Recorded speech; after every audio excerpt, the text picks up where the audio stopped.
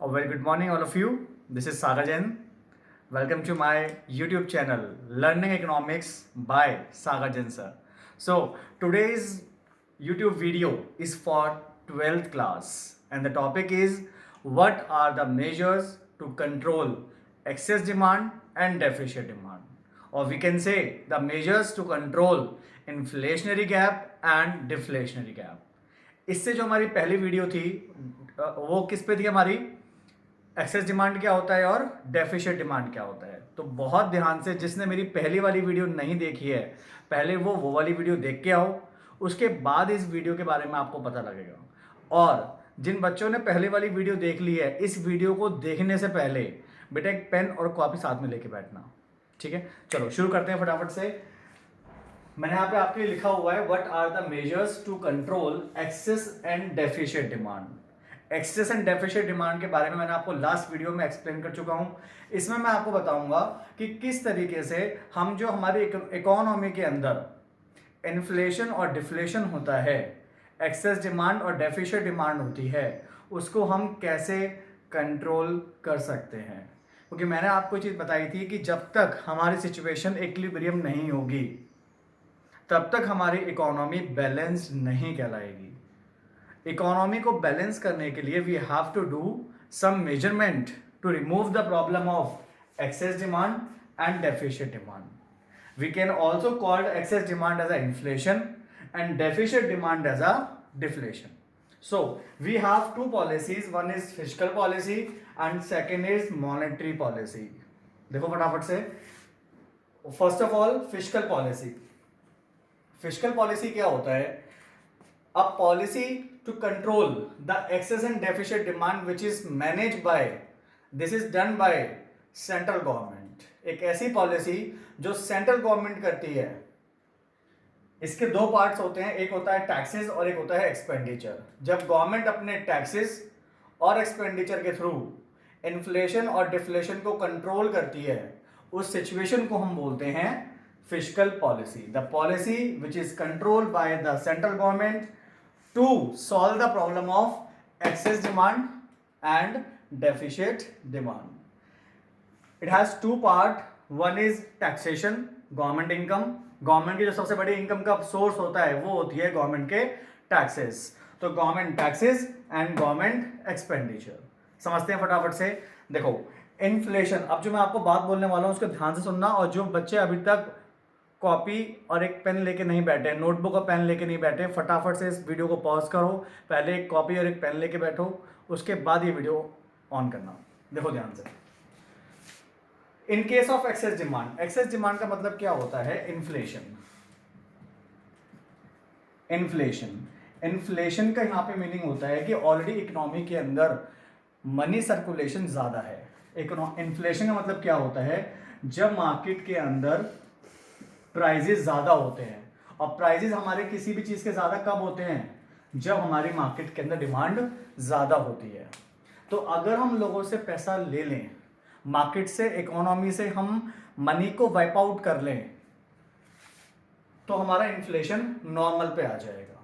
तो टैक्सेस में कैसे करते हैं? अगर गवर्नमेंट टैक्सेस को इंक्रीज कर दे तो लोगों की जो डिस्पोजेबल इनकम है वो कम हो जाएगी। जब डिस्पोजेबल इनकम कम होगी तो उनके एक्सपेंडिचर्स कम हो जाएंगे, एक्सपेंडिचर्स कम होंगे तो डिमांड कम हो जाएगी, और एग्रीगेट डिमांड कम होगी तो हम इन्फ्लेशन से नॉर्मल पे आ जाएंगे। दोबारा देखते हैं फटाफट से। इन्फ्लेशन के टाइम पे एक चीज माइंड में रखो कि मार्केट से हमें, इकोनॉमी से हमें पैसे को कम करना है, मनी सप्लाई को हमें कम करना है। क्योंकि मनी सप्लाई का सीधा सा कनेक्शन होता है एक्सपेंडिचर्स के साथ। एडी के मैंने आपको 4 कंपोनेंट्स बताए थे, C plus I plus G plus X minus M. Consumption expenditure, investment expenditure, government expenditure and net exports. अगर हम इकोनॉमी के अंदर से सारे पैसे को वाइप आउट कर लेते हैं तो क्या होगा? परचेसिंग पावर कम हो जाएगी, एग्रीगेट एक्सपेंडिचर कम हो जाएगा, और मार्केट में हम इन्फ्लेशन से नॉर्मल पे आ जाएंगे। तो यही चीज हम क्या कर रहे हैं? जब गवर्नमेंट कर रही है तो उसको बोलते हैं फिस्कल पॉलिसी। इन्फ्लेशन के टाइम पे गवर्नमेंट टैक्सेस को इंक्रीज कर देगी। टैक्सेस को इंक्रीज करने से क्या होगा? लोगों की जो परचेसिंग पावर है, डिस्पोजेबल इनकम है, वो कम हो जाएगी, एक्सपेंडिचर्स कम होंगे तो डिमांड कम हो जाएगी, और डिमांड कम होगी तो प्राइसेस भी कम हो जाएंगे, मतलब इन्फ्लेशन से हम नॉर्मल पे आ जाएंगे। Second, expenditure. अगर गवर्नमेंट अपने एक्सपेंडिचर्स को एक्सेस डिमांड के केस में कम कर दे, गवर्नमेंट अपने एक्सपेंडिचर्स को अगर कम कर देती है तो मार्केट में मनी फ्लो कम हो जाएगा, मनी फ्लो कम होगा तो एग्रीगेट एक्सपेंडिचर्स, एग्रीगेट डिमांड कम हो जाएंगी, और एग्रीगेट डिमांड कम होगी तो हम इन्फ्लेशन से नॉर्मल पे आ जाएंगे। This is called fiscal policy. तो इन्फ्लेशन के टाइम पर taxes increase and expenditure decrease. Deflation के टाइम पर इसका ऑपोजिट, डिफ्लेशन के टाइम पर क्या होगा, टैक्सेस को हम डिक्रीज करेंगे एंड एक्सपेंडिचर्स को हम इंक्रीज करेंगे। इकोनॉमी के अंदर डिफ्लेशन के केस में, डेफिसिट डिमांड, डिफ्लेशन के केस में हमें मार्केट के अंदर मनी फ्लो को इंक्रीज करना होता है। At the time of deficit demand we have to increase the money supply in an economy. So government will decrease the taxes, which leads to increase in disposable income. And if disposable income will increase, the purchasing power and aggregate expenditure will also increase. And if the government will increase the expenditures, it again increase the money supply in an economy. And if the money supply increases, it solve the problem of deficit demand. Now, second is monetary policy. Monetary policy क्या होता है, नाम से पता लग रहा है, monetary मतलब पैसा।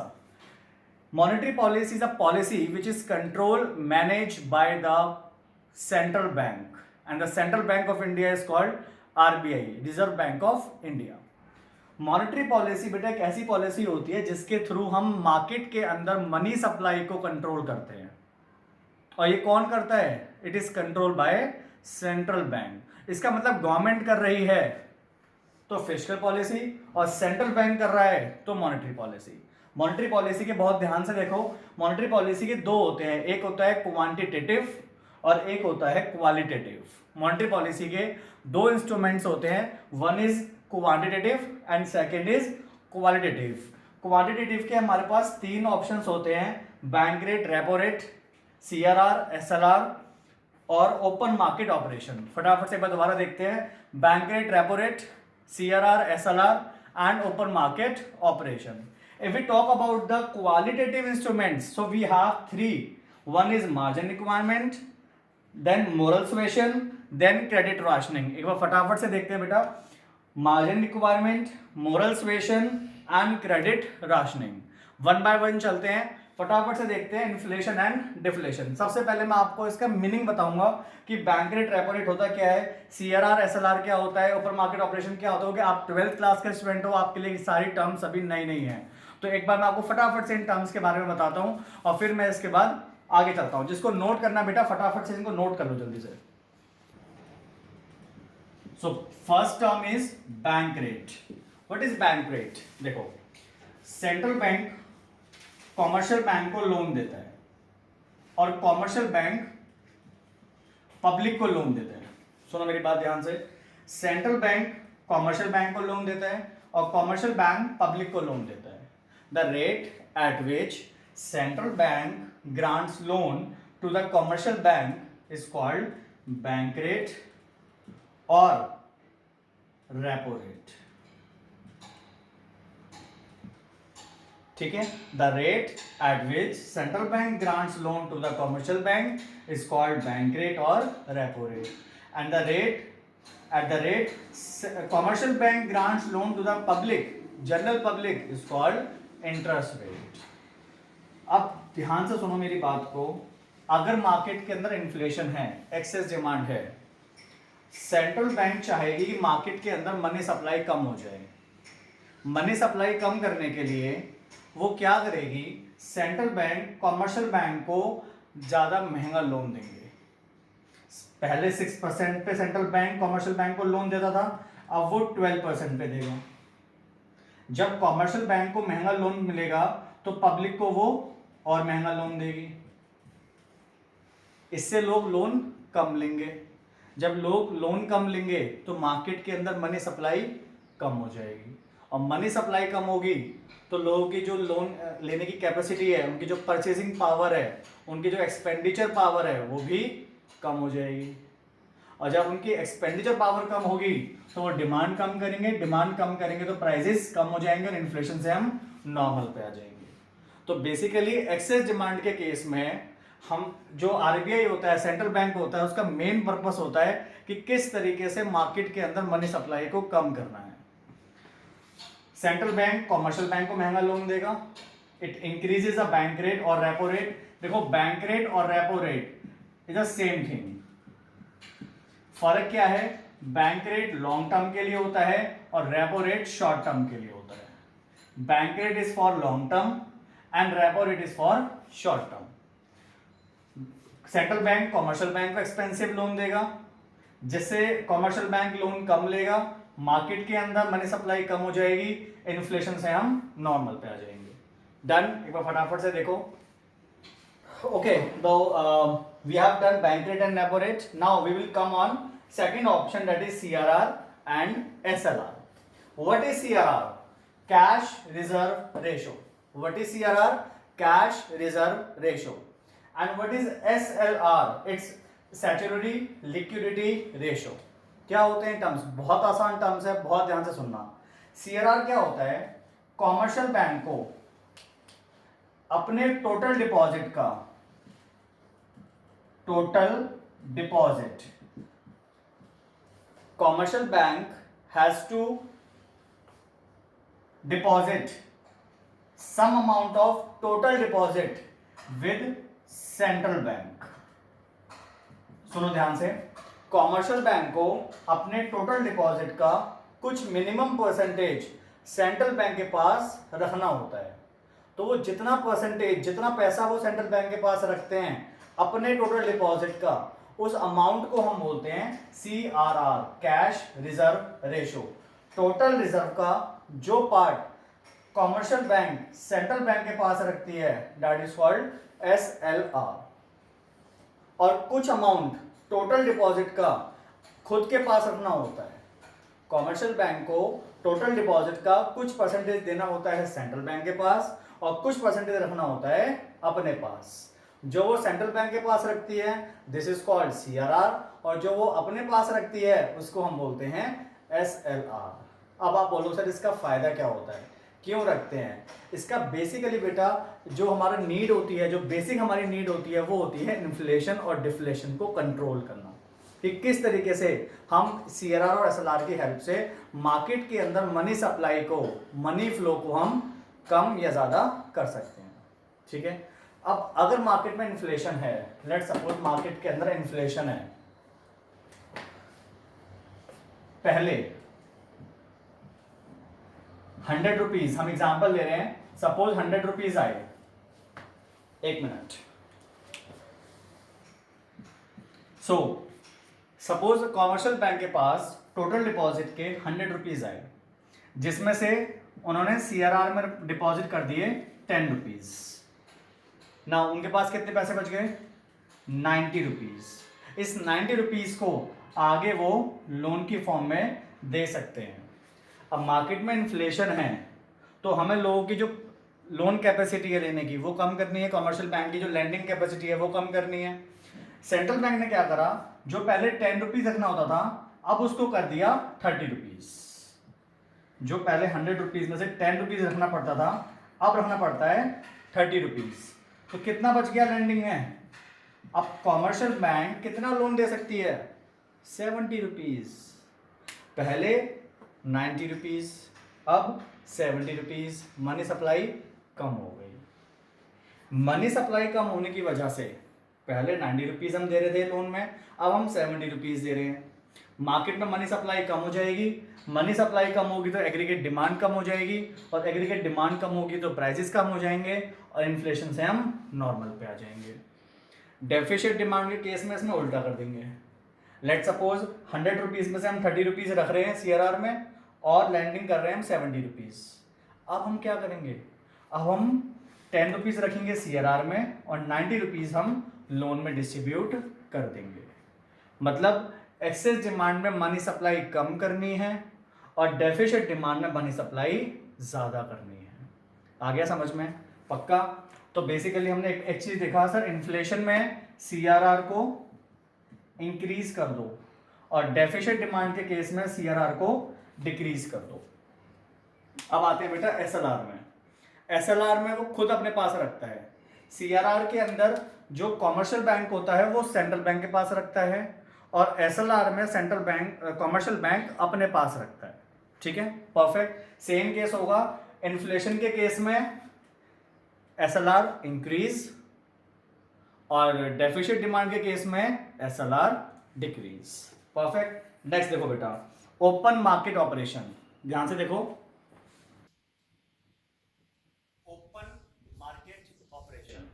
ओपन मार्केट ऑपरेशन में क्या होता है, सेंट्रल बैंक गवर्नमेंट की सिक्योरिटीज को जनरल पब्लिक या कॉमर्शियल बैंक को सेल या परचेज करता है। दोबारा सुनो ध्यान से, ओपन मार्केट ऑपरेशन क्या होता है, जब सेंट्रल बैंक गवर्नमेंट के शेयर्स, बॉन्ड्स, डिबेंचर्स, सिक्योरिटीज इन सबको जनरल पब्लिक या कॉमर्शियल बैंक को सेल या परचेज करता है to control the situation of excess demand and deficit demand. This is called open market operation. समझते हैं कैसे? देखो, जब इन्फ्लेशन होता है तो सेंट्रल बैंक गवर्नमेंट की सिक्योरिटीज को जनरल पब्लिक में या कॉमर्शियल बैंक को सेल कर देता है और वहां से मनी को रिसीव कर लेता है, वाइप आउट कर लेता है। जब वो सिक्योरिटीज को सेल करता है, मनी को वाइप आउट करता है, तो मार्केट के अंदर मनी सप्लाई डिक्रीज हो जाएगी। जब मनी सप्लाई डिक्रीज होगी तो इन्फ्लेशन से हम नॉर्मल पे आ जाएंगे। और डिफ्लेशन के केस में क्या होता है, डिफ्लेशन के केस में सेंट्रल बैंक कॉमर्शियल बैंक और जनरल पब्लिक से सिक्योरिटीज को ले लेता है, रीपरचेज कर लेता है और उनको अगेंस्ट मनी दे देता है। तो मार्केट के अंदर money supply increase and the problem of deficit demand will be resolved. आ गया समझ में? कोई डाउट इसके अंदर? एक बार दोबारा देखते हैं। ओपन मार्केट ऑपरेशन एक ऐसा टूल है जिसके अंदर सेंट्रल बैंक, कॉमर्शियल बैंक और जनरल पब्लिक को गवर्नमेंट की सिक्योरिटीज को सेल या परचेज करता है। अगर इन्फ्लेशन है, एक्सेस डिमांड है, तो वो क्या करेगा, सेंट्रल बैंक कॉमर्शियल बैंक को सिक्योरिटीज सेल कर देगा और कॉमर्शियल बैंक से पैसे ले लेगा। जब कॉमर्शियल बैंक से पैसे ले लेगा तो मनी सप्लाई कम हो जाएगी। मनी सप्लाई कम होने की वजह से मार्केट में जो इन्फ्लेशन है वो नॉर्मल पे आ जाएगा। डेफिशिट डिमांड के केस में वो कॉमर्शियल बैंक से सिक्योरिटी ले लेगा और मनी सप्लाई इंक्रीज कर देगा, जिससे हम डेफिशिट डिमांड से दोबारा हम नॉर्मल पे आ जाएंगे। Perfect, done. एक बार फटाफट से देखो, आगे चलते हैं। Okay, the next is qualitative. हमने क्वांटिटेटिव के तीनों टर्म्स पढ़ लिए, bank rate, repo rate, CRR, SLR और open market operation. Now we will come on qualitative. First is margin requirement. Margin requirement क्या होता है बेटा? सी, सपोज आपको 1 लाख रुपीज का लोन लेना है, तो 1 लाख रुपीज का लोन लेने के लिए आपको कुछ सिक्योरिटी बैंक में डिपॉजिट करनी होती है। 1 लाख रुपीज का लोन लेने के लिए you will have to keep some securities with the commercial bank. But इसमें जो मेन चीज है वो सुनो मेरी बात ध्यान से, जो आप सिक्योरिटीज रखोगे वो आपकी लोन अमाउंट से ज्यादा होगी। कितनी ज्यादा होगी ये सेंट्रल बैंक डिसाइड करता है, लेकिन लोन अमाउंट से आपकी सिक्योरिटी ज्यादा होने वाली है। तो ये जो गैप कहलाता है, सपोज 1 लाख के लिए मैंने जो सिक्योरिटी रखी, आइदर गोल्ड और हाउस प्रॉपर्टी, हाउस, कुछ भी, वो हमेशा ज्यादा होता है। तो जो गैप होता है डेट इज कॉल्ड 40,000। मैंने यहाँ पे एग्जांपल लिया है कि 1 लाख रुपीज का लोन लेने के लिए मुझे 1,40,000 रुपीज की सिक्योरिटी डिपॉजिट करनी पड़ रही है। This 40,000 will be called as a margin requirement. अब अगर इन्फ्लेशन है तो सेंट्रल बैंक डिस्करेज करेगा कॉमर्शियल बैंक को कि आप लोन कम लो, उसके लिए हम मार्जिन रिक्वायरमेंट को इंक्रीज कर देंगे। इन्फ्लेशन में मार्जिन रिक्वायरमेंट को आप इंक्रीज कर दो, जिससे बहुत से लोग इस वजह से लोन ले लेंगे कि उनको बहुत ज़्यादा मार्जिन रिक्वायरमेंट डिपॉजिट करना पड़ रहा है, वो अफोर्ड नहीं कर पाएंगे, लोन नहीं लेंगे, मनी सप्लाई कम हो जाएगी, एग्रीगेट डिमांड कम हो जाएगी। एग्रीगेट डिमांड कम हो जाएगी तो हम इन्फ्लेशन से नॉर्मल पे हो जाएंगे। और अगर डिफ्लेशन है तो आप इस मार्जिन रिक्वायरमेंट को कम कर दोगे, मार्जिन रिक्वायरमेंट कम करोगे, मार्जिन रिक्वायरमेंट कम करोगे तो लोग ज़्यादा लोन लेंगे, ज़्यादा लोन लेंगे, एग्रीगेट एक्सपेंडिचर मतलब कि डिमांड बढ़ जाएगी, और डिमांड बढ़ेगी, अगर हमारी डिमांड बढ़ती है तो हम डेफिसिट से नॉर्मल पे आ जाएंगे। परफेक्ट। नेक्स्ट, मोरल सुएशन, ध्यान से देखो बेटा, moral suasion it's a combination of, moral suasion is a combination of persuasion and pressure. इसको बहुत ध्यान समझना, moral suasion is a combination of persuasion and pressure. Persuasion मतलब होता है समझाना, परसुएट करना, एंड प्रेशर आप लोग जानते ही हो। तो होता क्या है कि अगर इन्फ्लेशन और डिफ्लेशन में आरबीआई कुछ गाइडलाइंस इशू करती है कॉमर्शियल बैंक को कि कितना लोन देना है, कितना लोन नहीं देना, किसको लोन देना है, किसको नहीं देना, वो बहुत तरह की गाइडलाइंस को इशू करती है। तो all the commercial bank will have to follow the guidelines. अगर कोई कॉमर्शियल बैंक फॉलो नहीं करता है तो पहले सेंट्रल बैंक परसुएट करती है, मतलब समझाती है with the help of mails, via mail, via calls, via meetings. ठीक है, अगर कोई कॉमर्शियल बैंक फिर भी गाइडलाइंस को फॉलो नहीं करता तो सेंट्रल बैंक उनके ऊपर प्रेशर क्रिएट करती है कि अगर आपने हमारी सिचुएशंस को, हमारी टर्म्स को, हमारी गाइडलाइंस को फॉलो नहीं किया तो हम आपका लाइसेंस कैंसिल कर सकते हैं। ठीक है, this is called moral suasion. Next, last, credit rationing, बहुत इंपॉर्टेंट है बेटा, ध्यान से देखो। क्रेडिट राशनिंग, क्रेडिट राशनिंग मतलब होता है किसको लोन देना है और किसको लोन नहीं देना। This is called credit rationing. Inflation में हम सिर्फ और सिर्फ लोन देंगे प्रोडक्टिव पर्पस के लिए।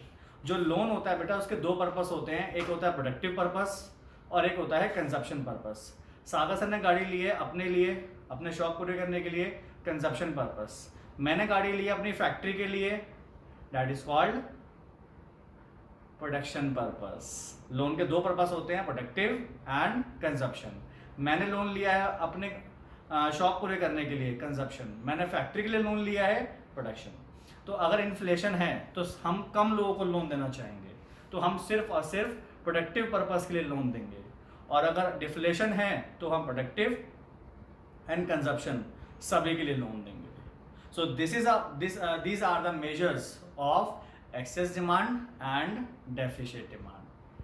इसमें हमने क्या क्या पढ़ा? हमने दो तरह की पॉलिसीज पढ़ी, fiscal policy and monetary policy. जो बच्चे कॉपी लेके नहीं बैठे थे बेटा, अब दोबारा एक काम करो, कॉपी लेके बैठो, पेन लेके बैठो और इस वीडियो को दोबारा देखो। जब तक ध्यान से इस वीडियो को आप पेन कॉपी लेके नहीं बैठोगे, माय डियर स्टूडेंट्स, आपको समझ में नहीं आएगी। So I request you, if you want to learn the 100% economics, you will have to take a pen and copy with you while watching this video. So हमने fiscal policy के बारे में पढ़ा, हमने इसमें मॉनेटरी पॉलिसी के बारे में पढ़ा और उनके अलग अलग इंस्ट्रूमेंट्स के बारे में पढ़ा। If you have any doubt after watching this video, ping me a message on WhatsApp. This is 7838863329। Thank you so much, love you all, thank you.